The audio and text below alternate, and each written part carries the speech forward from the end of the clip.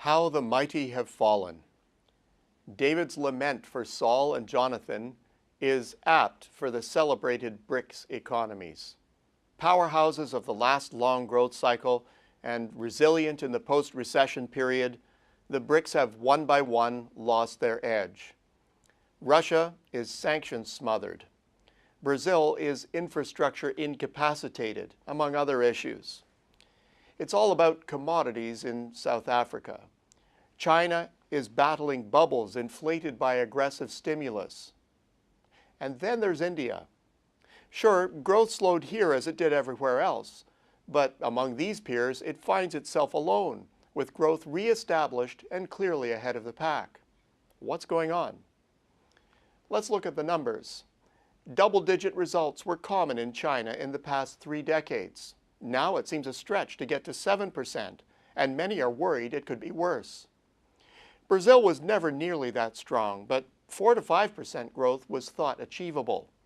However, 2015 was a U-turn year, a 4% outright decline, and Brazil is not yet out of the woods. Russia is similar. Pummeled by sanctions and crashing oil prices, it has traded in 4 to 8% growth for minus 3.7% in 2015 and a further minus 2% expected this year. Moreover, it has little to look forward to next year. India found its feet in the final years of the last growth cycle.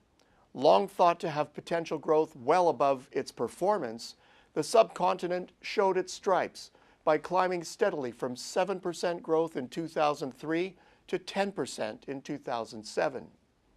Global recession hit India hard, but it rebounded smartly with a stimulus-fed 11% growth burst in 2010. Growth dipped again, but in the past 2 years, it has notched up increases of over 7% per annum, and the near future is looking equally good. India's growth rate is now in excess of China's. Really? How's it happening? Well, it's not a stimulus story. Chalk this up largely to a demographic dividend that's boosting India's vast consumer population. Add to this the oil dividend. On top of regular income growth, these consumers and businesses in India are benefiting greatly from low oil prices. In 2015 alone, the price plunge netted India an estimated $45 billion in savings that could be spent on other things. As oil is 2/3 of India's import bill, the effect on the economy is huge. Add to this well-managed monetary policy, contained inflation, discipline in maintaining fiscal targets, and a steady reform agenda, and the investment climate is looking quite attractive. Current success underlines India's well-known potential to support high growth long into the future. First, it possesses the largest army of underutilized labor in a world around them that's fast running out of workers. This sets India apart from its BRICS counterparts and most other economies. Second, chronic underinvestment in the past has actually created a capacity vacuum that, if steadily filled, would easily support strong growth. Third, growth can be further augmented by vastly increasing the efficiency of labor and capital through accelerating and deepening the adoption of newer technology. The potential is there, but barriers have frequently impeded India's progress.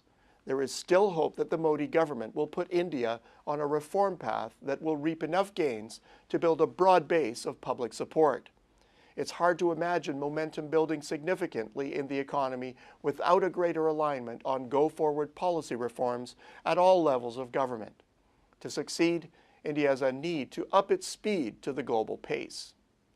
India has a great advantage in today's world economy, but there's no room for smugness. There are other suitors. Indonesia also boasts a large underutilized workforce and has been successful at drawing investment to its shores. Other Southeast Asian nations are likewise competing for foreign investment plays. And then there's Sub-Saharan Africa, also an untapped storehouse of potential and increasingly aware of it. India still has an edge, but it will have to work harder in the future to maintain its current lead over competitors. The bottom line, the future is looking bright for India, and long-run success for India also pays dividends to the rest of the world. Nothing breeds success like success, and so maintaining momentum is becoming paramount. India stands out as an economy that bears watching and one that promises much to those who participate in its success. Until next week, I'm Peter Hall.